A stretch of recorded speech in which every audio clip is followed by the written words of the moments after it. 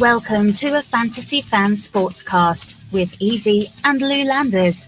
Now enjoy the show, but don't forget our safe word. And welcome to a Fantasy Fan Sportscast. Just one of the great shows on the Sportscrew Radio Network.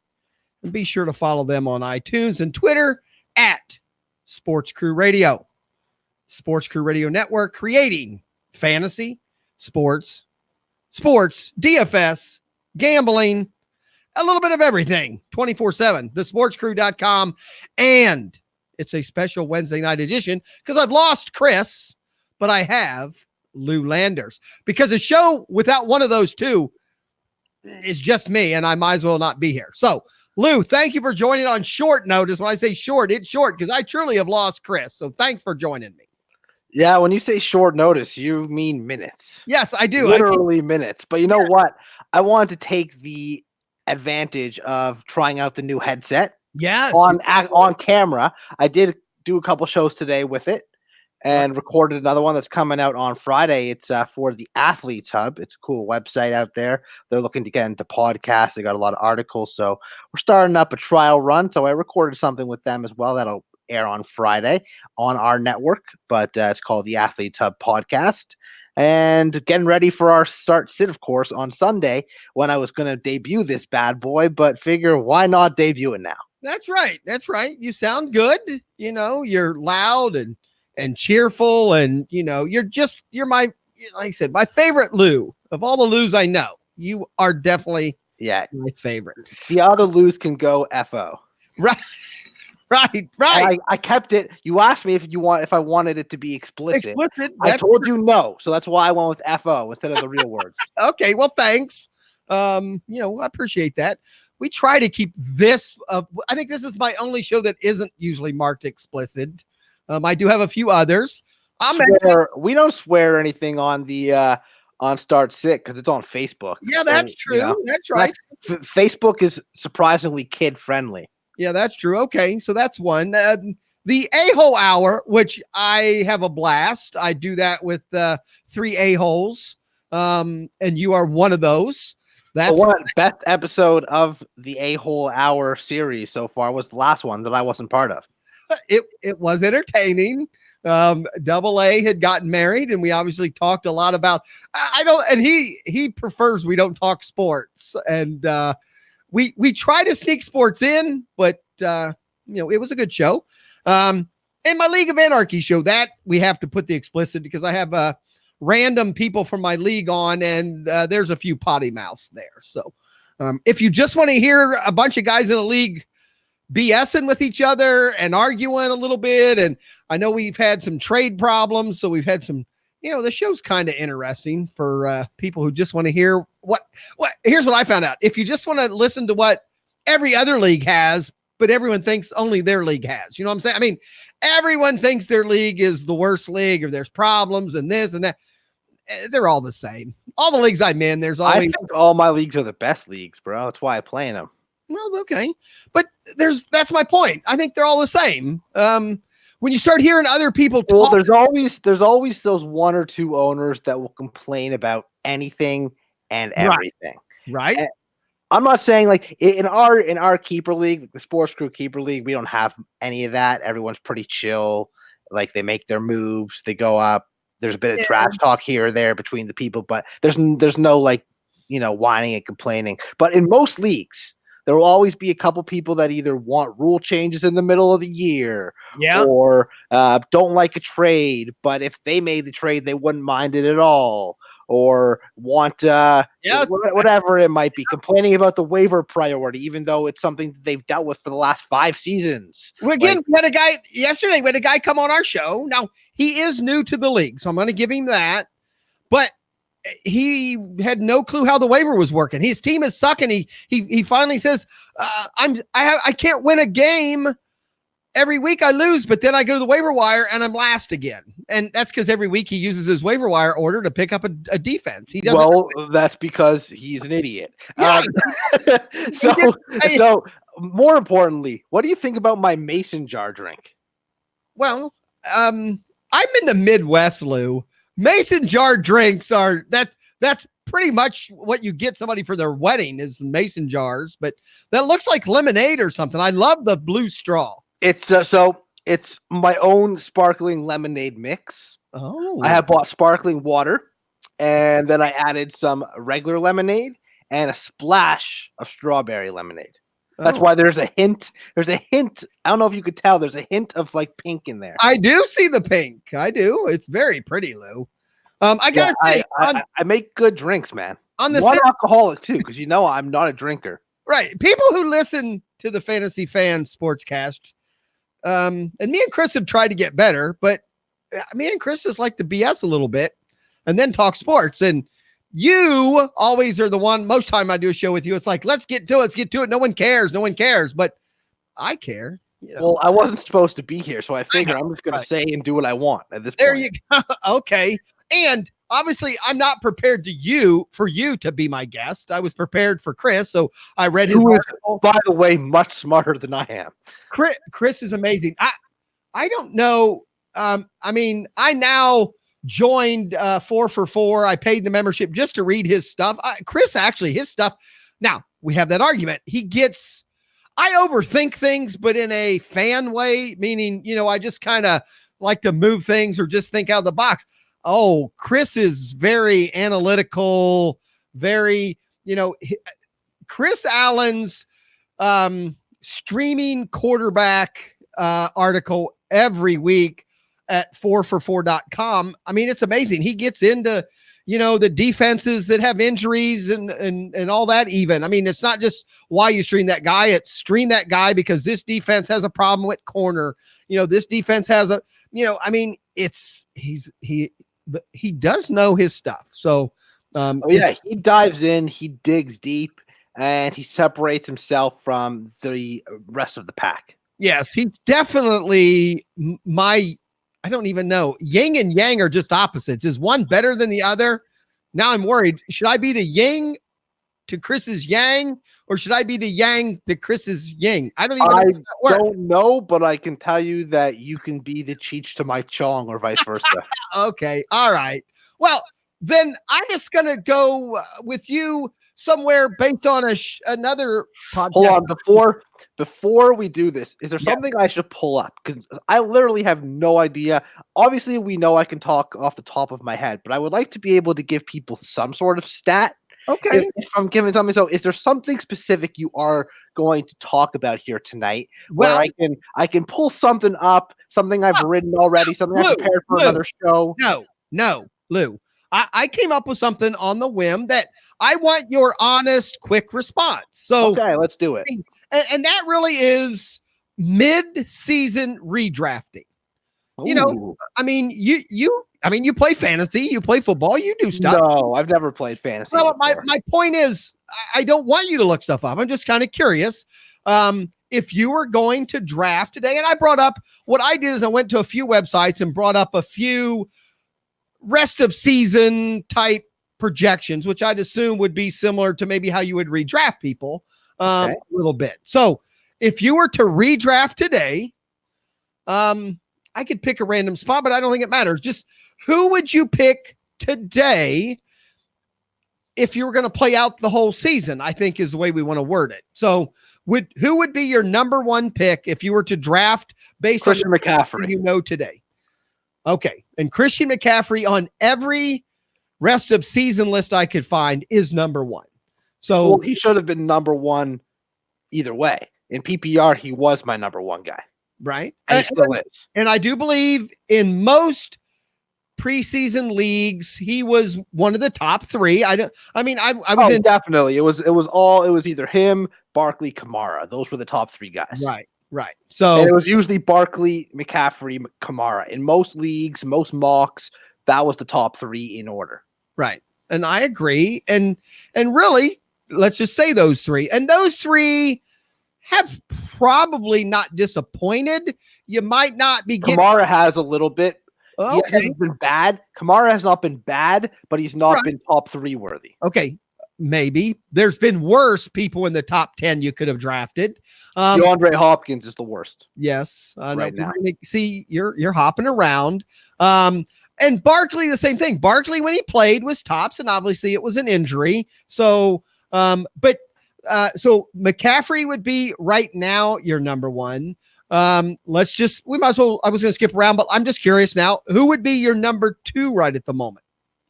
Because I think it gets harder right away. I would probably say Nick Chubb or Dalvin Cook. Okay. Of the three lists I pulled up, two had Zeke Elliott as far as rest of season projections. And I would assume if that's what you're going to go by is the way they would finish the year.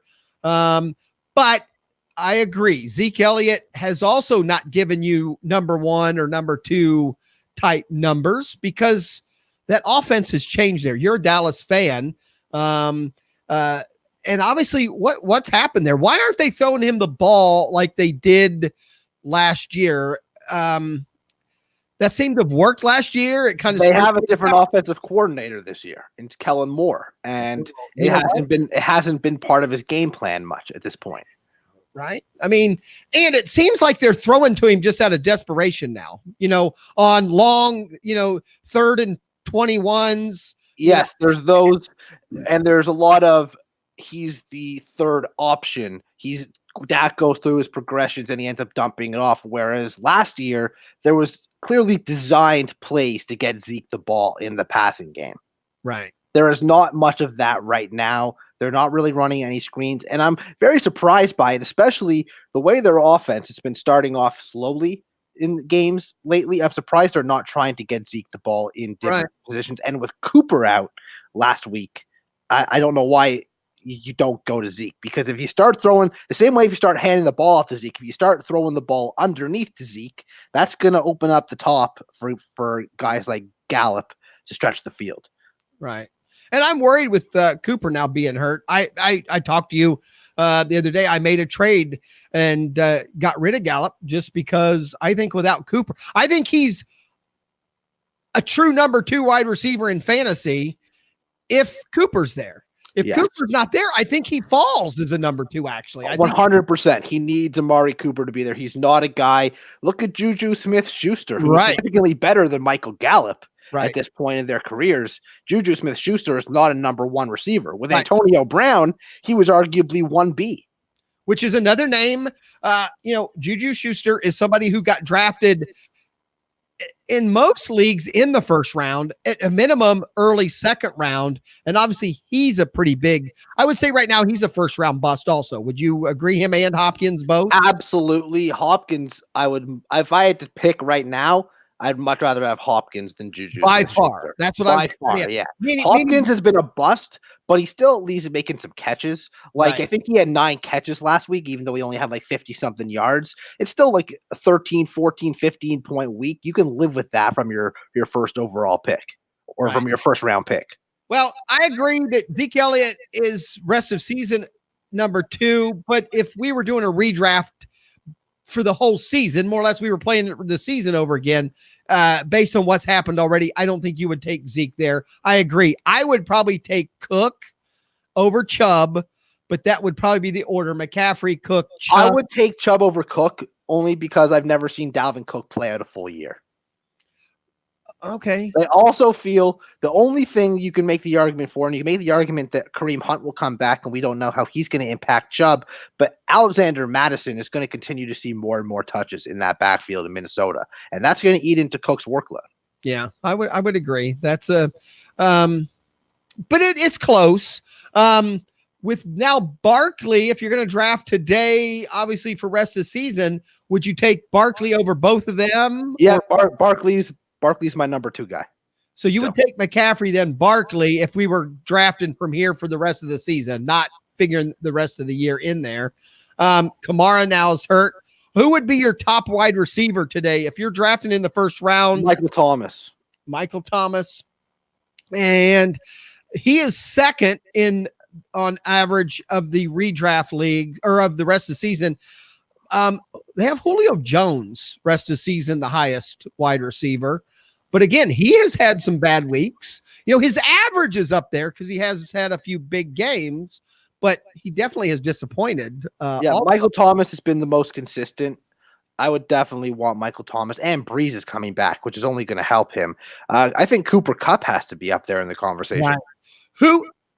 Who is the farthest down that you can think of that we were drafting preseason that now would probably be in the first round? Probably Cooper Kupp. Yeah, Cooper Kupp. But Cooper Kupp was still going in like the fourth, something like that. Yeah, but that's a big jump. Anyways, Fournette was going in the third. Fournette now. Fournette would be the end of the first round, I would think, for sure. Right, because of the workload. Yeah, what they're giving him. Where would you put Le'Veon Bell if you were redrafting today? He's getting a lot of work. Unfortunately, that offense isn't doing anything. Yeah, well, with Darnold back, I do think he's going to have more opportunities to score touchdowns. Yeah.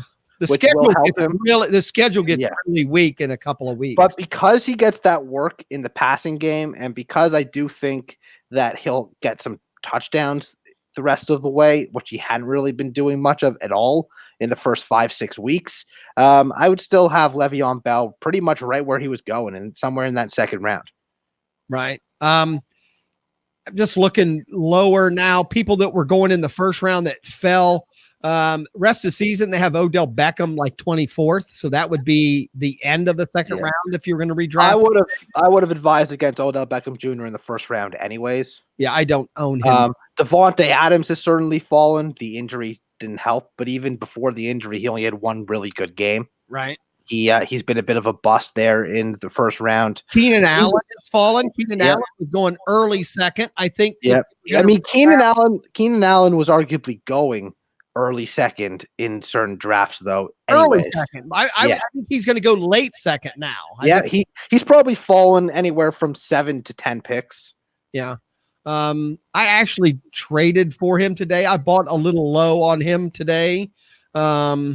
And I made a pretty good deal, I think. Now I need him. My team's weakness is wide receiver, and he now will be my number one. I mean, not the worst number one, but he has had some bad games. So originally Mike Evans is another guy that was going in the first round. He has less points this year than Keenan Allen, to my knowledge. Well, that's what I was getting ready to say. My next thing after we went through a few names really was that when I looked at this today, it is the wide receivers that seem to have disappointed. In the last few years, I at least had listened to enough shows where maybe I was brainwashed that wide receivers were less likely to disappoint you, so look at wide receivers a little bit early because they almost always give you, their value. And for me, the difference is that with a wide receiver, you need to have a quarterback, but you also have to have an offensive line that can help that quarterback, give them time to make plays. Whereas for the running back, you really just need the offensive line. Right. So you need less to go wrong for you for the running back, in a sense. You can make an argument for, you would think Michael Thomas would have been affected by Breeze going down. He wasn't. He hasn't been, but Jared Cook has. Yeah, but okay. Guys like Ted Ginn have. But here's where I'd argue with you on that. Thomas isn't that deep threat wide receiver. He's that what I would call the older Larry Fitzgerald, where he gets open at 15-yard range. He's going to be at 12 yards. He's open at 17 yards. And I think that helps a Bridgewater. Meaning, I think that's why he's almost quarterback proof, because he can do both. You take somebody like Julio Jones, he'll catch some 15-yarders, but his game is the long ball, stretch the field a little bit. Thomas can do both. Yeah. And I think that's where that helps him. But also back to the running backs, I think we found again this year is I have always tried to stay away from low scoring offenses, but now that's almost a false truth, meaning even bad offenses move the ball, and the way the NFL is now set up, even bad offenses get 300-yard quarterbacks and 100-yard running backs, which is back to why I think Fournette has more value now. Bell has more value now. Yes, they are in offenses that don't score a lot, but they're one of just a few running backs that are in there for 95% of their offense. I mean, that's one of the reasons why I still have faith in Joe Mixon, because as bad as the Bengals have been, and he hasn't been great. He hasn't been producing. Well, the difference there is Fournette and Bell, they're throwing the ball to. Yes.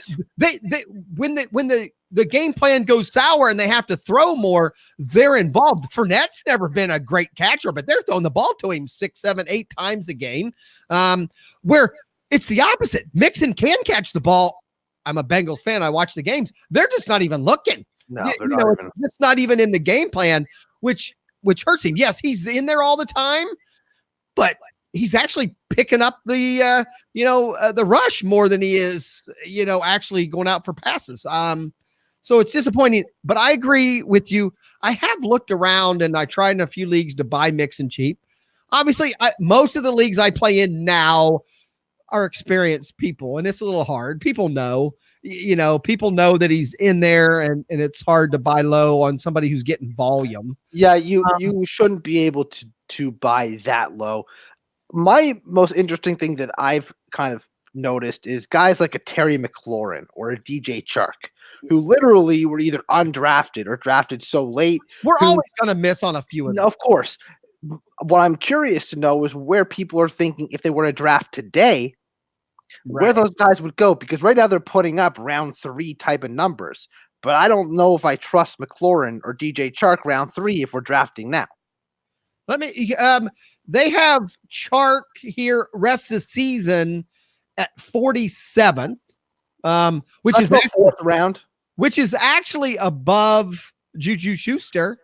So it's below Edelman. So as far as wide receivers, would you rather have Edelman right now or DJ Chark? I'd probably rather have Chark for the big week ability. Edelman's not that guy that's going to give you 30 points in a week very often. He's going to be very steady and consistent and make those receptions. But for me, Chark has that ability to put up that 152 touchdown week, which Edelman's not going to do. Right. I agree. And Edelman's old. I struggle with these old guys later. I mean, we both know that if you're looking for 12 to 13 points out of your player, Edelman's the way to go. He's much more proven. He's got Tom Brady. He's going to rack up receptions. The difference is that a stat line week to week from Chark could be 5 catches for 95 yards and a touchdown. Right. Edelman could be 8 catches for 60 yards and no touchdown. Would you sell high on Chark or hang on to Chark right at the moment? I would sell high on Chark in redraft. All right. Then what would be high? So someone asked me today if they thought a good trade would be if they could get Odell Beckham for Chark. Is that something? Would you take Odell Beckham? Is that selling high on Chark, or is that buying low on Odell, or is that just meeting in the middle? It's both. It's meeting in the middle. You're definitely selling high on Chark, and you're definitely buying low on Odell Beckham Jr. Again, Odell Beckham Jr. was going anywhere from pick 9 through 13. Right. DJ Chark was undrafted in a lot of places. I own Chark. The one place I own Chark is in our keeper league. And I drafted him late, not because I thought he'd be good now, but I thought towards the end of the season, he could emerge and be a potential keeper, because coming out of college, I did really like him, and working with the Dynasty Football 101 guys at times, Ron and Dave, they really know their college guys. They go to Senior Bowl. They check these guys out. They both raved about Chark. So I was, interested in him as a prospect moving forward.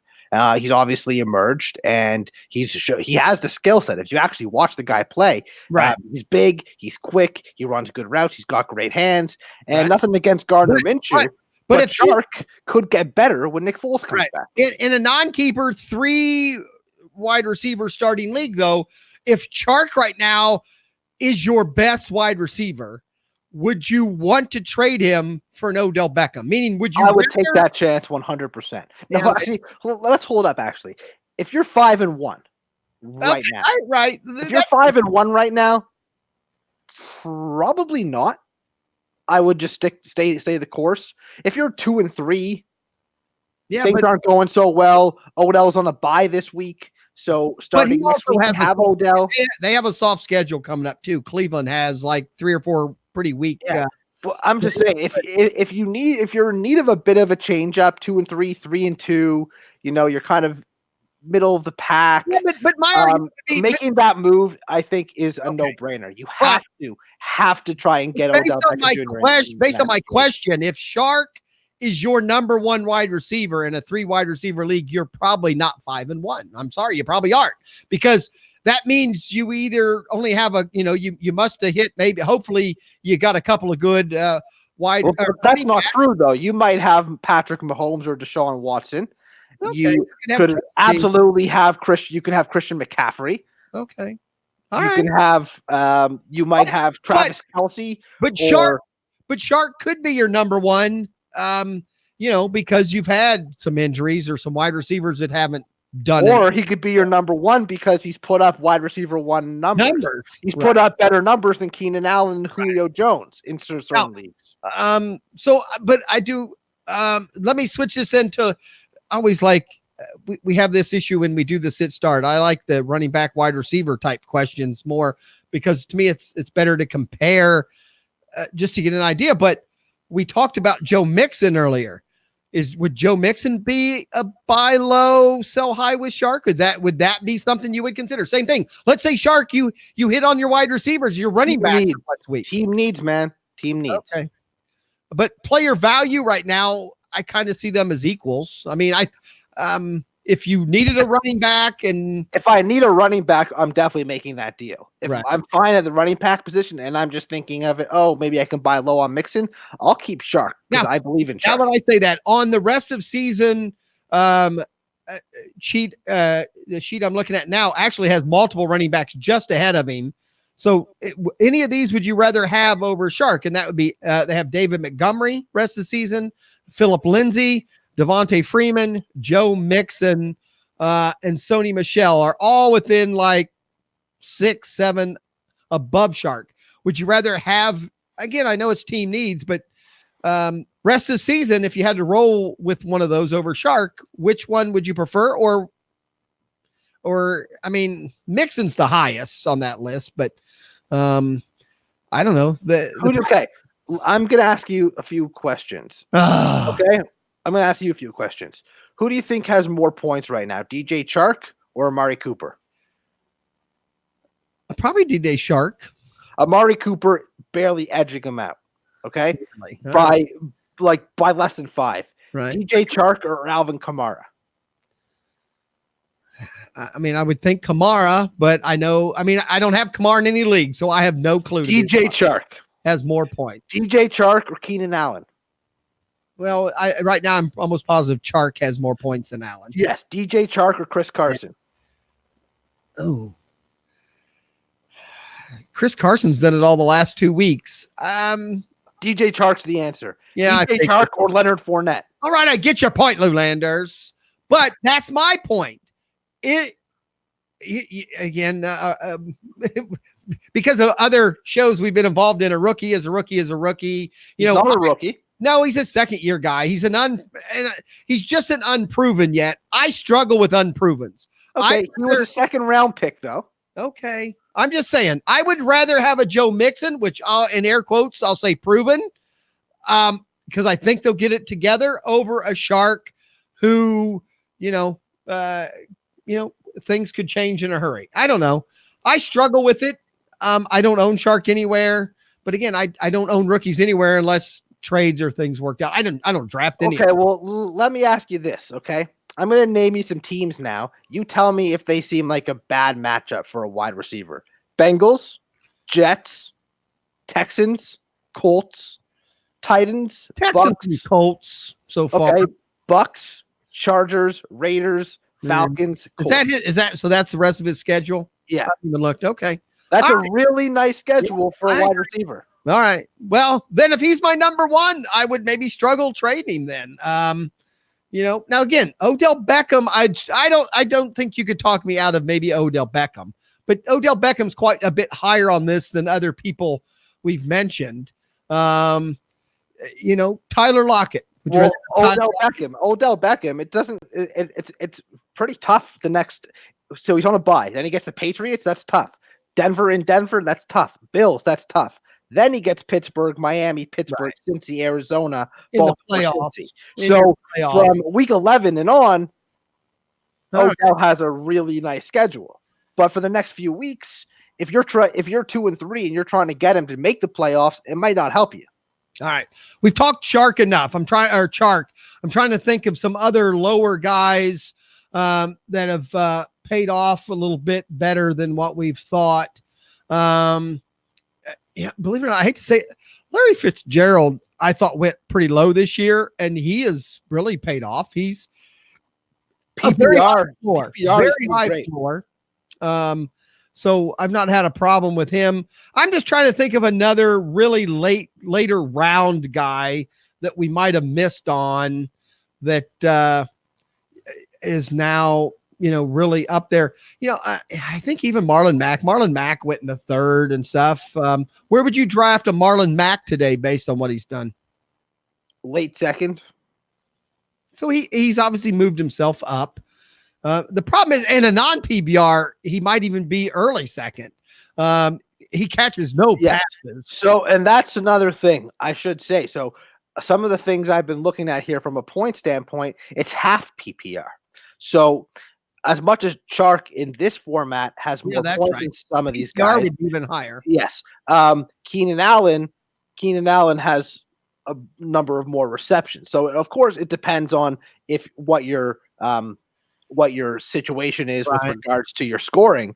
Michael Thomas is crushing everybody. He has 53 receptions. Next closest receiver to him is Cooper Kupp, and then Chris Godwin. Well, okay, and you said Godwin. He was the next name out of my mouth. It wasn't like he was going low, early fifth, late fourth, in that range. Where would you take Godwin today? Second round. Yeah, I'm not. I mean, late second. I don't think I would take him early second necessarily, but on the rest of the season, they have him 18th.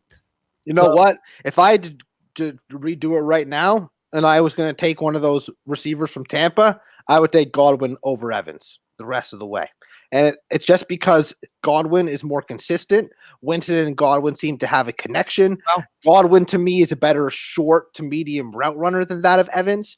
If I'm looking for that monster game, Evans is still my guy. Right. But from a week-to-week basis, I've watched a number of the Bucs games because I own a number of their offensive players, and I use them in DFS because Winston throws to a lot of these guys. I don't use Winston because that's a mistake, but I've used a lot of Godwin and a lot of Evans, and I watch them both. And every time they need a big play, except for the 1 week where Evans went off, it's been Godwin. Right. Well, on this rest of season list that's compiled, they have him and Kupp side by side, and they are both ahead of Allen, Cooper, Beckham, Evans, Adams, Lockett, Thielen. I mean, they're above all those names, and all those names were drafted before those two guys. So that's pretty big. So yeah, again, I don't own him either. Again, these, rookie, non-proven, second-year guy, I struggle. Third year, I start looking at people, especially if they've done something.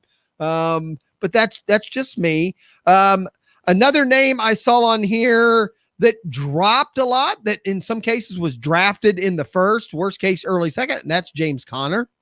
Obviously, if you draft today, now some of that is some of that injury, or some of that just the way the team is. Most of that is the fact that Big Ben went down. Yeah.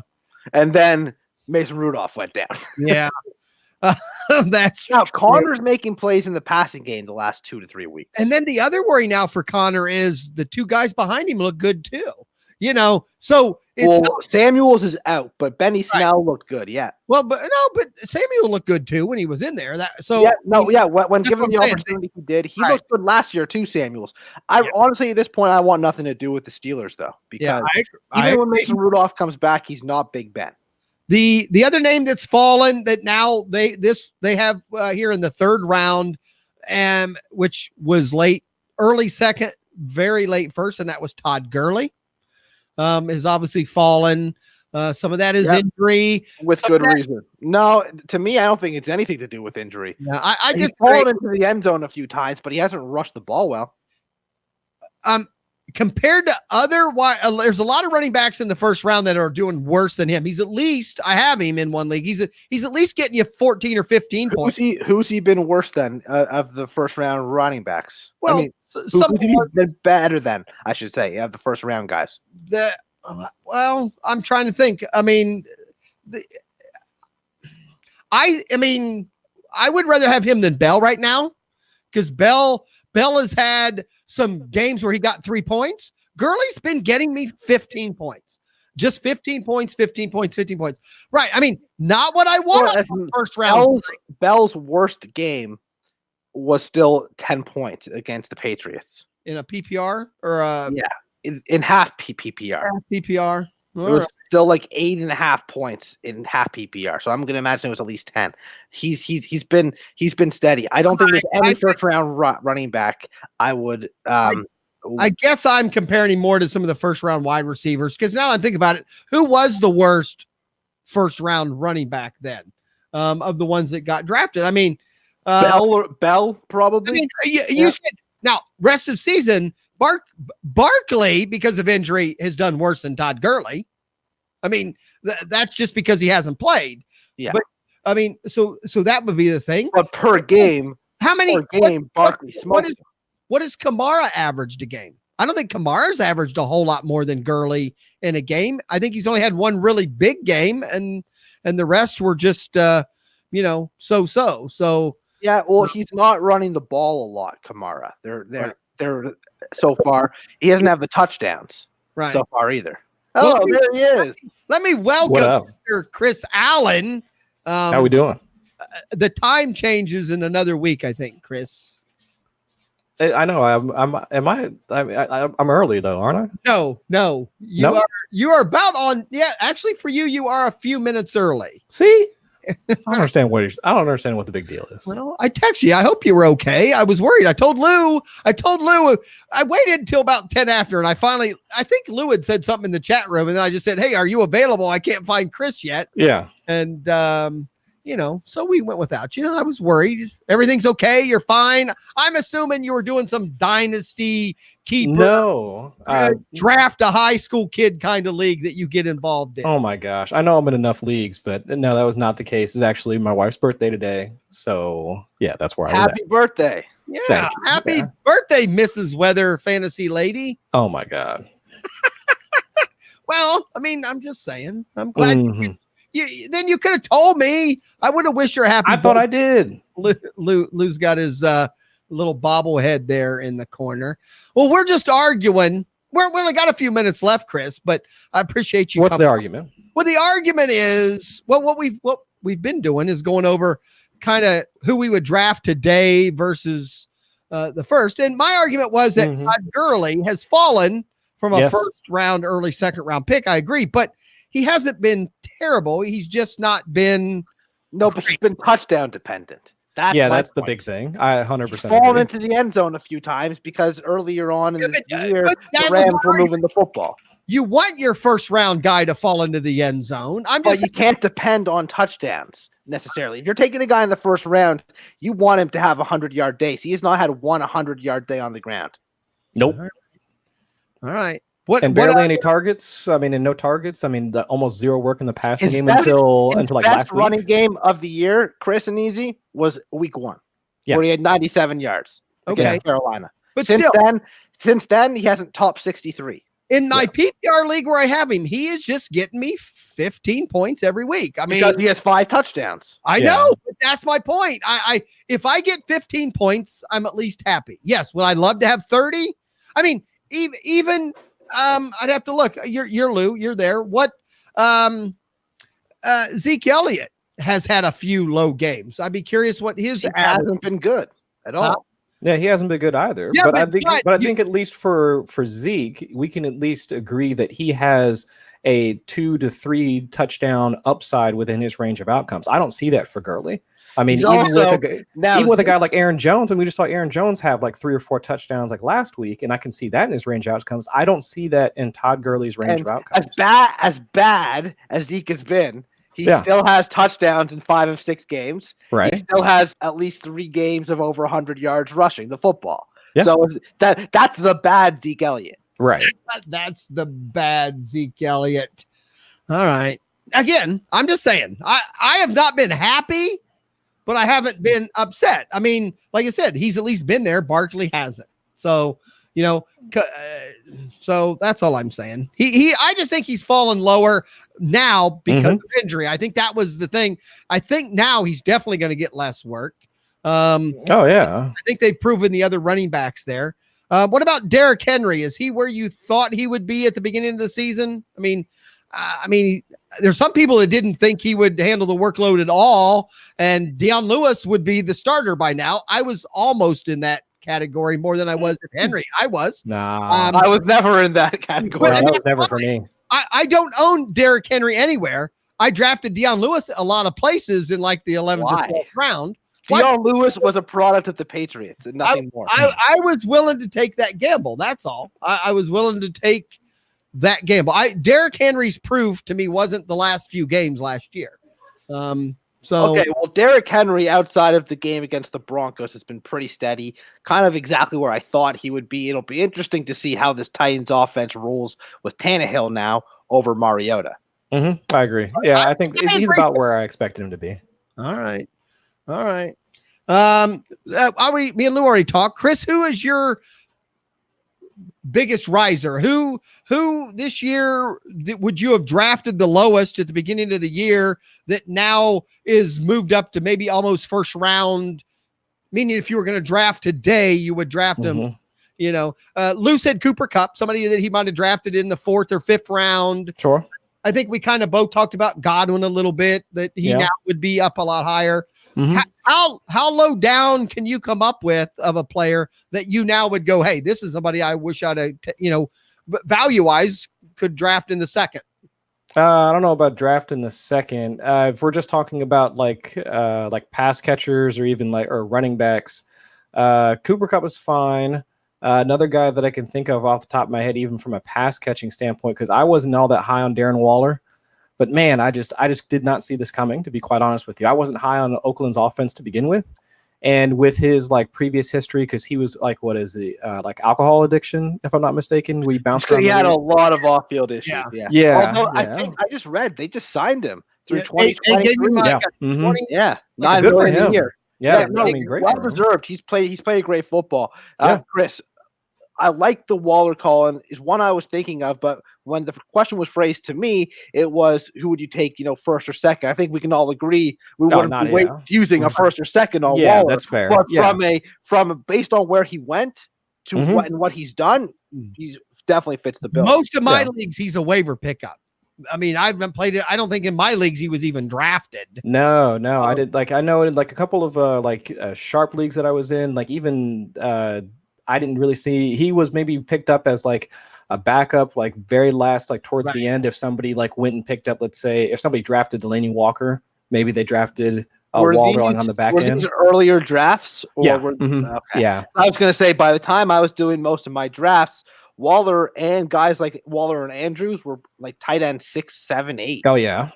Yeah. This was I think first week of August, something like that. Well, I know. Yeah, I know. Chris, you do a lot of best balls. How many best balls do you have Waller in? I didn't catch on until probably towards the end of the summer, and I could look it up real quick, but I think I have him around 6%. You do have him. So in best balls, there were people because tight ends and best balls always been a killer for me. I just never picked the right 3, or if I go with the high end 2, or if I just go with 2 of the higher end guys, hoping that gets me, one of them gets hurt, and then I've always struggled with tight ends. Yeah. I didn't do as many best balls last year. You didn't talk me into it as much, but I don't have him in any of my best balls. I have Delaney Walker in a few of them, and that's not.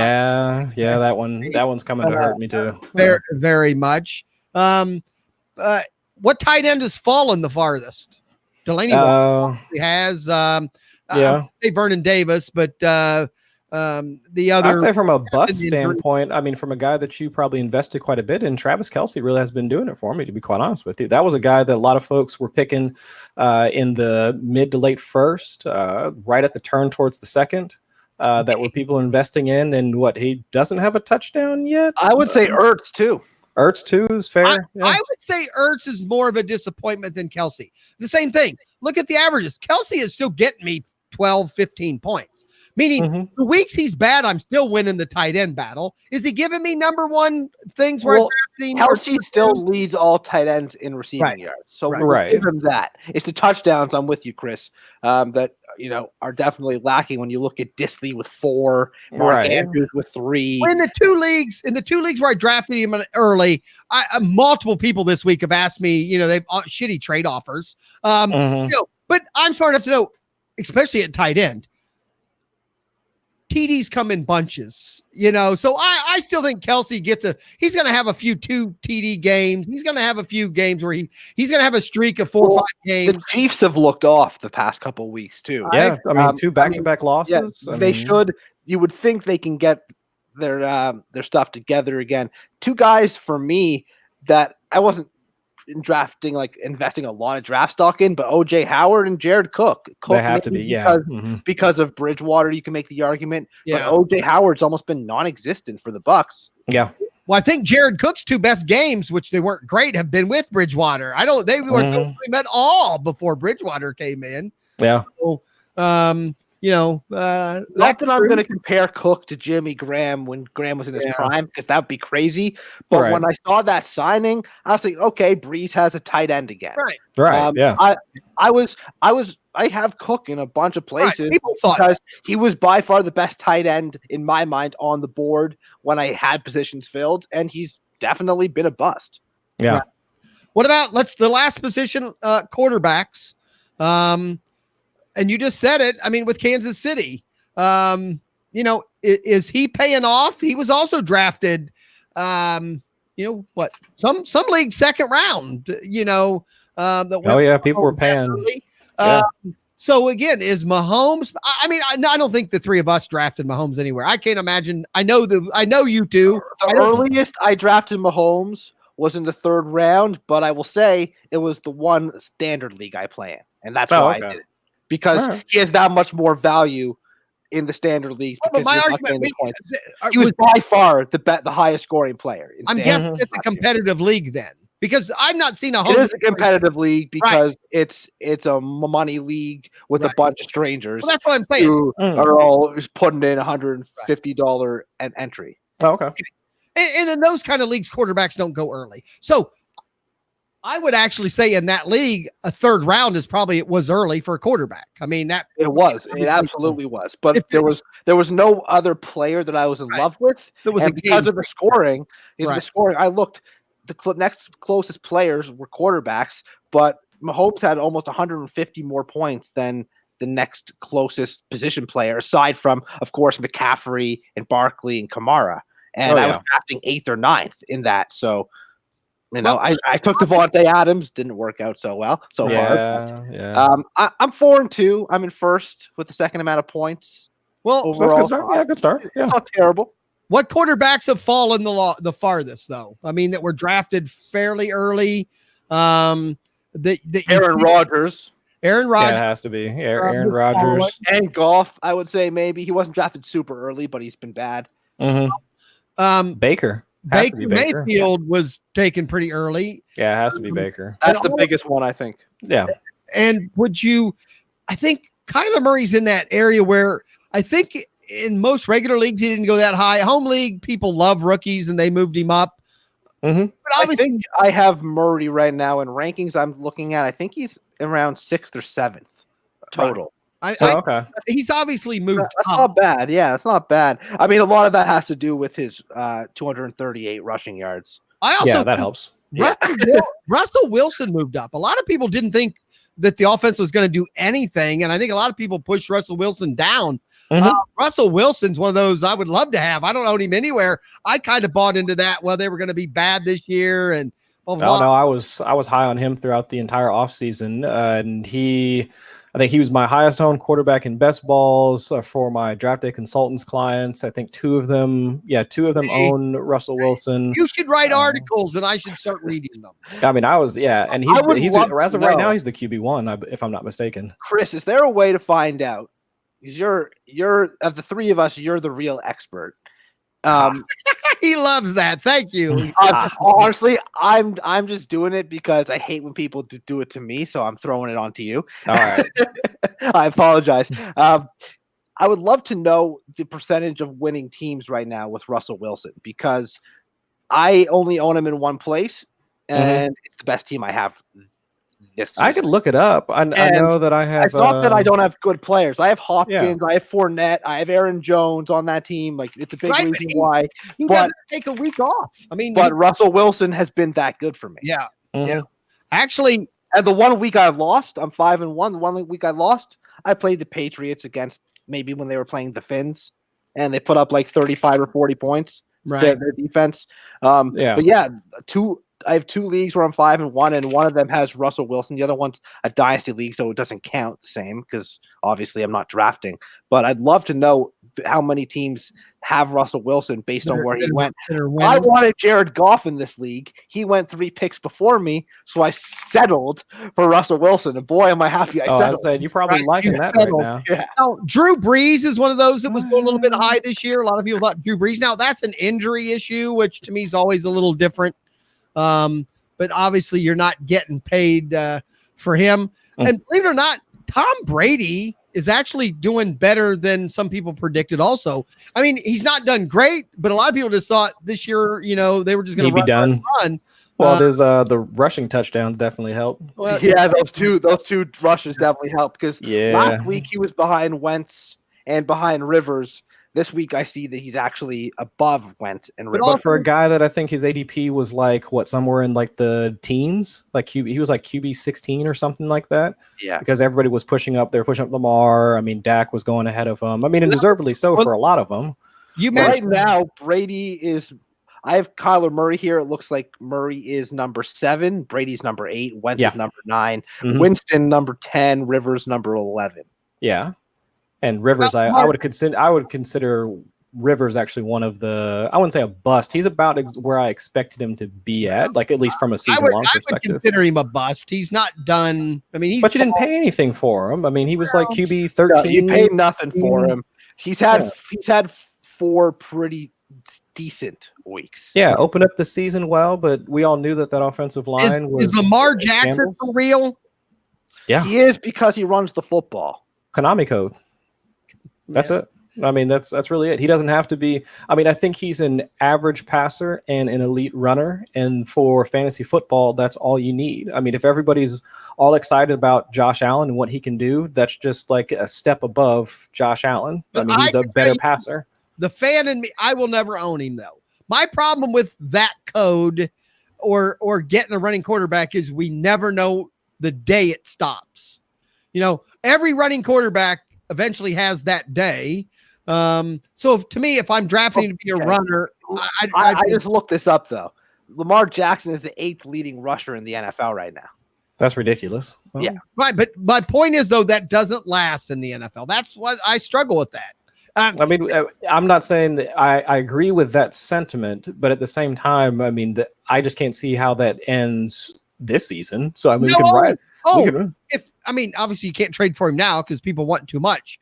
If I see that the team is committed to him running, I might try to get him in season. I just wouldn't pay up on draft day because to me, you just don't know the time where they go, hey, we want him to last a couple more years. So we don't want him to have 800 yards rushing. We only want him to have 400. Yeah, and next season you're going to be paying 8th round, 7th round cost for next season. I'm tweeting that out now. By the way, I'm not being rude. I just think that's tweet worthy that he's 8th in the league. That's hilarious to me. Go ahead, I'll retweet it for you. That's so kind. Thank you so much. A pity retweet from Easy. Because I would rather pay for Russell Wilson next year than pay up for Lamar Jackson, because I think Russell Wilson's going to do what he does. That's my point. Russell Wilson runs also, but just enough. Right, but did you say the same thing about Russell Wilson in his first year in the league when they were making their not his first year, but I guess his second year? But again, I'm not drafting Russell. If Russell Wilson stops running, he has. Okay.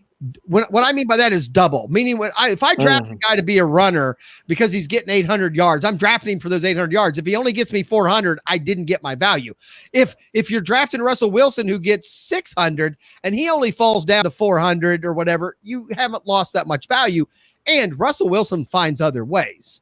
Well, he's a much better passer than Lamar Jackson. I mean, without a doubt. Right. I mean, his passing efficiency rivaled Aaron Rodgers. I mean, for quite some time now. Say it. And again, I am not the expert here, but I've watched a lot of football, and I get it. There's been a lot of quarterbacks that run the ball, but other than Michael Vick, almost all of them, it only lasts for a couple of years. Meaning it just stops. Yeah, I mean, with Colin Kaepernick and RG3 and like those guys. I mean, it stops for multiple reasons. But it stops because their coaches realize we just need him and we don't, we want to pick our spots. It happens because they get hurt. It happens because they get gun shy. Eventually a couple big hits and you do stop running. You don't stop running. You go out of bounds instead of maybe do some move that gets you 20 more yards. Yeah. And that all adds up. So, well, even Carson Wentz, he was known as like more of a mobile quarterback for his first couple of seasons, but until his ACL got torn, I mean, now it's looking like he's a little bit more gun shy. He can still run and scoot with the best of them. All I'm saying is on draft day, Dak's not running as much as I would have expected him to this year either. He's had one or two big runs, but he's not looking to take off. He's still getting those money touches though in the red zone. He's still pulling it down and running in the red zone, which we want, but he's not doing the fantasy. Absolutely, yeah, but he's still not taking those runs like between the 20s to where he was taking those like 10, 15-yard chunk runs. I'd rather pay less money and not moving the chains. He's not moving the chains anymore. Yeah. Tom Brady's running the ball 1 yard at a time, but getting a touchdown. You don't pay extra for those. So right, exactly. That's my point. I don't pay extra on draft day for running of a quarterback. That's why I don't get those guys, so that's just my philosophy. And, we'll go from there. Quarterback. I mean, there's too many that have fallen. A lot of people still don't like Stafford and he's not high up on any list ever, but I mean, he's just doing average. I mean, he's doing Stafford stuff. He's getting. I thought they looked great I thought they looked pretty good on Monday night, to be quite honest with you. I mean, for the first half, and then they slowed down. It's almost like I don't know. He had almost. I think he had like 150 yards passing in like the first quarter. He had over 200 at halftime, and did not end up with 300. Well, I mean that's where the coaching comes into play, and that's why Matt Stafford. Or was that Green Bay? Green Bay, I think, did a few defensive changes, but No, they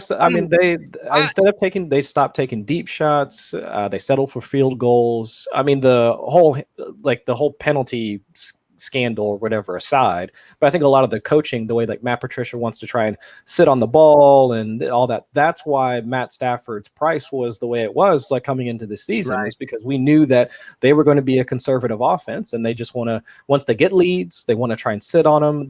I think it's the same way that the Colts want to try and operate. That's why we saw when the Colts played against the Chiefs, once they got into a lead, you could just kiss any chance that you saw of Jacoby Brissett passing the ball. Just those were gone. Because Frank Wright and the rest of the team, they figured out if we can just run the ball, control clock, do all that football guys type stuff. I mean, that's it, and that's just what they're going to do. I saw where you have him as one of your top streamers this week. I'm hoping he's one of my quarterbacks in my 2 quarterback league. Here's hoping. I mean, the I guess the assumption is that since they're playing Houston, that they're going to actually have to pass the ball because Deshaun Watson hasn't been sacked in 2 games, so on and so forth. That's the Houston offense is one that can generate points. We assumed the same with Kansas City, but Frank Reich and the rest of their staff figured out like how to actually keep them in man coverage, keep them from scoring points, get out to a lead, sit on the ball. All right. Well, we've been an hour. And I think we covered all the positions. Thanks, Lou, and then Chris on that part. Well, just some quick news, just because it matters. Because it did come across just when I started. Sammy Watkins now is definitely not playing. Yep. The big injuries, Alvin Kamara, are we going to see him or not this week? Anybody know? Don't know. I'm assuming because they actually they brought up another player either from the practice squad or signed somebody else this week to the team in order to back up Latavius Murray. So to me, it sounds like at the very least it's insurance for Alvin Kamara, but I'm assuming he's not going to play at this point. Everybody in Green Bay didn't practice. I mean, they're all those wide receivers are banged up. Yeah. Or in the concussion protocol. Will we see Adams this week? No. I don't think so either. That being said, both of those, if I own Kamara or Adams, and to be really honest, even if I have Barkley, maybe it's a little different. If I didn't need to win this week, I would rather them sit one more week. I just would rather them be healthier. Well, I own Adams and Kamara in my dynasty league, and I can tell you I'm not thrilled because right now I don't have. You're not thrilled. Okay, but here's my point though. Either one of them in my lineup. Do you need to win this week, or would you rather have win every week? Well, right. You tell me that all the time, but I know. See, that's where me and you are different. I worry about winning the Super Bowl, not this week. Okay, I'm 5-1. I could afford to lose any week, but I happen to be playing another team in my division, and division record is part of the tiebreaker. So yeah, I would say I need to win. I'd rather have Kamara again this season. Real winners like Chris and I try to win every week. There's never a week where we don't have to win. We always have to win. Most do. And you know me, we've had that argument. I disagree with you. I did not have to win this week, and I made some crazy things. I didn't pick up a kicker. I kept somebody on my bench that was more important. I did not start. I didn't drop. I was going to consider dropping Brissett for another quarterback for my super flex spot. I didn't. I won by only 2 points. I did end up pulling out a victory. Actually, I won by 1.8. But and the kicker I would have picked up ended up with about 18 points. So I actually sweated it, but I didn't need to win. I'm going to make the playoffs. I'm 4-2. I'm doing fine. So I'm sorry. I don't, it's back to poker. I mean, if I'm on my last little bit of money, I might sit at the table longer waiting for a pocket aces or kings or something. If I got a big stack in front of me, I might push with some weirder shit. That's just me though. Sorry, Lou, that's why I'm right. It's about winning the Super Bowl. That's all. And if I have to, I would rather my Kamara, my Adams, my Barkley be healthy for the next 8 weeks to get me and win me a Super Bowl than this week. And Barkley's coming back like 2 weeks early, and you're on mute with that new microphone, which is good. I'm glad. We're not making the decisions, though. We're not the ones who were making the decision whether they play or not. So if they're playing, I want them to play, and I want them active in my lineup. If the coach says they're not playing, then so be it. I'll live with it. It's not up to us. It's not like if you bench Kamara on your fantasy roster, he's going to get healthier for you next week. I understand that aspect. Are you sure, though? Yes, because I said it when I said it. I would prefer that they rest another week. That's all. Well, okay. I've watched players play 1 week with turf toe, and they're out 3 more weeks. Adams, I worry about Adams more than the other two. I'm hoping he he already said as much that he's going to sit until he's completely healed. It helps, and he should. It helps for Adams and Kamara that their teams have good records right now. Let's put it that way. I agree. Any other major injuries that happened this week, Chris? That not that I can think of. Oh, actually, take that back. You guys might have talked about it already, but no, we didn't. Earlier. David Johnson didn't practice today. Yeah, but I think we're going to see him though, right? Do you think? But it wasn't just the back injury. It was something new now. Yeah, it was an ankle injury as well that kept him out of practice today. Always something new. Yep. And I know Aaron Rodgers, he's got something new every week. Kittle has something new every week, but I think they're going to play. And yes, like I said, Waller did get an extension, and he got paid pretty big. Oh, and also John Brown for the Bills. He had groin injury. Yeah, that one he was did not practice today. I think he did not. I saw him. He did not. But I think he might have just been limited. All of the Giants did practice. I think Barkley. Yep, all of them practiced. Evan Ingram, Sterling Shepard, they all practiced. Yeah. All right. Someone on another podcast said the rest of the season what's the team that's most that we would look at and go, we didn't see that coming, and they make the playoffs, and they were saying the Giants. Is the Giants one of those teams that if things went right, they could go on a. You don't count because you're a Dallas fan and you don't think that. Yeah, but they're just not better than the Eagles or the Cowboys. So no. Yeah, that's the thing. We still have this guy was explaining the schedule. Even if they don't beat the Eagles or Dallas, they have some games in there that are winnable, and that they could win 7 or 8 of these games and make the playoffs. And people would go, didn't see that come. There's a lot of people who didn't think they have any shot at the playoffs. I would agree that I wouldn't see it coming because it's like highly unlikely that they actually wind up making it into it. That's fair. That was the team that they thought. Again, and I thought you were going to say the Bills, but actually, I could see the Bills actually making it too. But I saw the Bills as a wild card team coming. Well, that's right. Like I could actually see the Bills doing it. And again, I probably, since it's not my topic, I'm just kind of repeating what somebody else says, so I don't have it in my head. All they were saying is, of all the teams, they thought the Giants, they might lose the next 8. That was the guy's point. But at the same time, they would be the one team that the guy thought could pull it off, and the way the schedule is set up, maybe could pull it off. Yeah, because they're only a game back as of right now, because Cowboys and Eagles are 3-3. They're 2-4. I mean, but they're they have to be because they lost Dallas and I don't know if they played Philly. I don't think they haven't played Philly yet. Because I would have been happy to, because I have Carson Wentz in a couple of places. I would have been happy to tell you if they go 0-4 against Dallas and Philly, and I'm not saying it's going to happen. If they do, they're not making the playoffs. What's the rest of their schedule? Well, you got my other issue is your Cowboys. The Cowboys need to win a few too, though. I mean, they're not going to just walk in either. But I mean, they have a better shot than the Giants. Well, let's pull it up. So the Giants, the Giants have got the Cardinals. Make it. This topic was teams that shouldn't make the playoffs, but would it surprise you if it did? I would be surprised if the Giants went on a roll, but they do have talent on offense. I mean, so let's see. The next 5 games are Cardinals, Lions, Cowboys, Jets, and then Bears. I think they might go 1-4. Yeah, they could. I can see them winning this weekend. Cardinals, they could beat Lions. I think they could beat the Bears. The Bears can't score. Not against that defense. Beat the Bears? Not against Daniel Jones will get eaten alive by that defense. Not against that defense. Just remember, Easy, that Daniel Jones' 2 wins came before there was much game film on him. One of them came against the Bucs, who lose to everybody. And he only had Barkley for half of one of those games. I'm just saying. Not against that defense. He didn't have Tate at all. Ingram has been hurt. I'm just... you guys have turned this into my argument. It wasn't even my argument.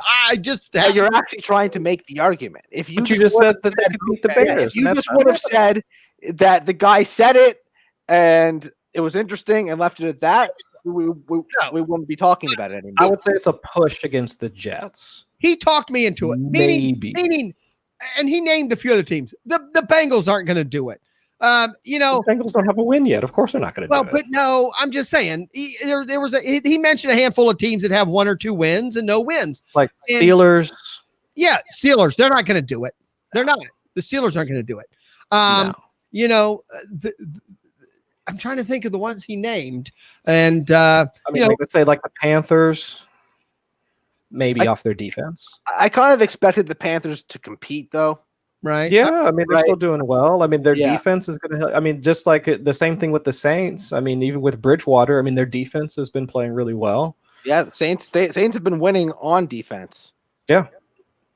All right. So I think they're both 2 teams out of NFC South. I think that could pull them into it. Out of the NFC West, it's pretty much it's Seattle. Do you think it's more likely the Jets make the playoffs or the Giants? I would say, me personally, I would say Jets. I was gonna say the Jets might actually be that team because they have a fairly light schedule too. Yeah, Besides the Patriots, the problem is that they're playing New England, I believe, on Monday night. They're going to go to 1-5, and how many 1-5 teams make the playoffs? None of them. Right. I think one of the other teams he mentioned were the Broncos. Would you be surprised if the Broncos made the playoffs now? Yes. I would agree.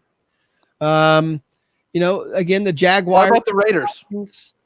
Not impossible. The Raiders Not impossible. too. The Raiders are actually the team I'd probably pick. I don't think they're going to do it. Yeah, but I think they have the easiest road out of all those teams, especially if the Chargers keep playing bad. When he was talking, they're 3-2. They have a winning record. He was basing it on losing records right now. And but coming into the year, the Raiders were expected to finish in last place. Yeah, they were a joke coming into the season. Yeah. All right. And they've actually beaten some good teams. That's true. They beat Chicago.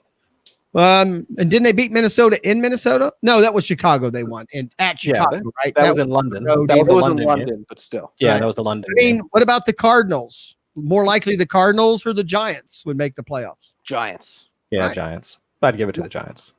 Lions or the Giants? Lions. All right. Falcons. Lions actually look good. Yeah. The Falcons or the Giants? The Falcons, no chance. Falcons. Yeah, easy. Falcons easy. I mean, I'm just saying he named a handful of teams and then had an argument for why the Giants would be the one team that he thought with a losing record right now that could surprise everybody and win 3 or 4 games out of 5 and be in the playoff contention. That's all. Mm-hmm. The Giants might finish 7-9. What? The Giants could finish 7-9. Yeah, that'd be good for them. 7-9 wouldn't make the playoffs. No. In that division. No, but that's good for them. But that would be considered a surprise, even if they went 7-9. I think it'd be great for them coming off. Having to sit Eli or bench Eli, go with Daniel Jones. Losing Saquon Barkley for 2 to 3 weeks. How many? 8-8 in that conference. 8-8 get you in? You think over there? No, I think the Eagles win the division. I think they win at least 10. Yeah, not in that division. Well, you make the playoffs though. Can you get in? Can you get in as a wild card over there at 8-8? No chance. Okay. No. So you're going to have to be. There might be 3 teams coming out of the West. Okay. The wild cards could both be coming out of the West. Right.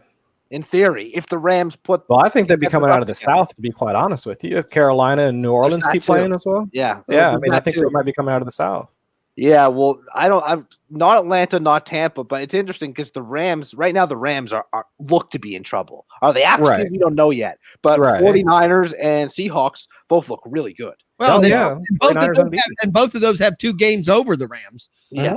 We'll end on that because we're over an hour and 12 minutes. Did the Rams make this move and give away like the next 18 years of first round picks because of these last 2 losses? Is this something that they're just doing and hoping, or they're going all in? This is essentially, from both a team building contract perspective and all that, this is it. Because with the contracts that they're going to wind up having to pay out over the next couple of years and what they've basically mortgaged in order to bring in Jalen Ramsey, because that's not just next year, it's the year after that they're losing picks. So this is essentially what this team is going to look like for the foreseeable future. Until we figure out what's going on with the CBA, the possible 2021 lockout and all that. These are your Los Angeles Rams. This is it. This is what you got. Lou, then, is it a mistake that they did this? No, I think they're built to win and they need to go all in. Yeah. And they did it. All right. Yeah, that's what a team. If you have, I would say, a 70% solution to getting to the Super Bowl, because they essentially had a 100% solution to get to the Super Bowl last season.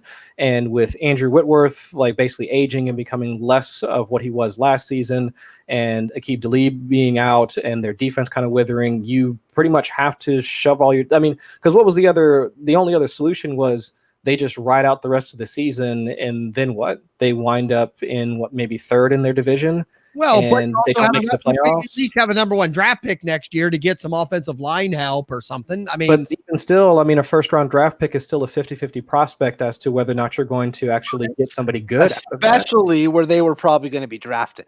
Yeah, in third place in their division, they're still in the middle of the draft. Right. They're not going to go under 500. They'd be drafting like right near. Well, they'd be drafting essentially where the Bengals were drafting last season, and where did that get us? Yeah. Well, an injured guy. That's Exactly. But, so it's like either but you push your chips all in. Injuries can, injuries have no say if it was a good or bad pick. But that's my point, though. Injuries can happen. They did happen. So if you have most of the pieces in place, you shove them in now. He could get hurt next week. He could get hurt this week if he plays. But all that being said, I agree with you guys, but for a different reason. I agree they did it. They need to sell tickets for that new big ass stadium next year. Yeah. You can laugh, but I think that has more to do with they can't afford to go to that new big ass stadium with their fan base thinking they weren't trying. Meaning, at least if you get in the playoffs, they would still have enough like name brand players. I can tell you, man, LA being out here, no issues for the Rams. They really like the Rams. They love the Rams. It's the Chargers that are the issue. Yeah, everybody hates the Chargers. They should never have left San Diego. I love the Chargers. I mean, the Rams. People really do like Jared Goff. Aaron Donald himself. Is enough. Doesn't that new building sit like 128,000? I mean, it's huge. It's ridiculous. It's going to be a palace. Yeah. But they'll still wind up selling tickets. People want to go and watch that team, regardless. You got to sell a lot of tickets to pay for all that stuff. I'm just saying. Do it. Hot dogs will be about $14 for a hot dog. Oh, you'll never see me there, but I'm saying people will still. We're gonna go visit. We're gonna visit Lou. He's gonna get his tickets. We're gonna sit and. Well, hey, I'll go do that. That's fine. All right. Let's get out of here, fellas. I appreciate you showing up, Chris. I hope you had. I do what I can. I hope you had some good cake and some damn fine icing. Oh, I did. Mr. Lou Landers, thanks for coming on at the last minute and helping me squeeze an hour of content before the expert came on. And, we got it done. Guys, I appreciate it. Me and Lou Landers, Sunday morning, 11:30, right here and on Facebook. Get your questions in at A Fantasy Fan and at Landers Talks. And, so we're ready for that. Chris, we'll always give you a second. You got an article. I know your 4for4 article dropped. I talked about it at the beginning of the show without you. Streaming articles out. I did some just a quick review of players that you can drop for this week before waiver wires hit. Then of course I'll always do the weather report for Number Fire. I always have that out, but that'll be out. I'll start working on it tomorrow night during the Thursday night game. Should be out Friday afternoon-ish, somewhere in there. But at least at a casual glance, it looked like there might be some bad weather during the Seattle-Baltimore game. But then there might be one other game that I think that might be affected. But I'll have the full report out on Friday afternoon. All right. Thank you, guys. I will see you next week, Mr. Chris Allen. And Lou, I'll see you on Sunday. Say goodnight, guys. This has been Just a Fantasy Fan podcast. And to keep your fantasies going, follow us at justafantasyfan.com. Say goodnight. Good night.